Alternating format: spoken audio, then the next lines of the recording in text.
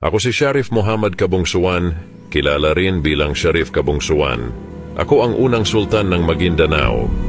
Ipinanganak ako sa Johor, Malaysia, sa isang Arabong ama na si Sharif Ali Zain ul Abidin at isang Malay na ina na prinsesa mula sa Johor.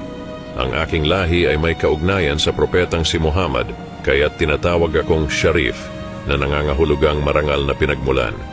Noong bandang 1515, dumating ako sa Mindanao matapos tumakas mula sa pananakop ng mga Portuges sa Malacca. Pagdating ko sa bunganga ng Ilog Pulangi, nakatagpo ko ang mga lokal na pinuno tulad ni Tabunaway at Mamalu na kalaunan ay nag-convert sa Islam. Ang conversion nila sa Islam nagbigay daan sa aking pagtanggap at pakikipag-alyansa sa mga lokal na dato na nagbigay daan sa akin upang ipalaganap ang Islam sa mga katutubong tribo, lalo na sa Maguindanao at Lanao.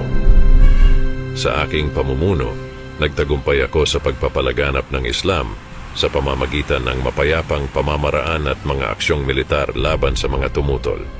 Nagpakasal ako sa isang lokal na prinsesa na nagpatibay sa aking posisyon sa politika at lipunan, at itinatag ko ang sultanato ng Maguindanao na naging isang mahalagang estado ng Islam sa rehiyon. Ang aking pamana ay nananatiling buhay dahil inilatag ko ang pundasyon para sa paglaganap ng Islam sa katimugang Pilipinas.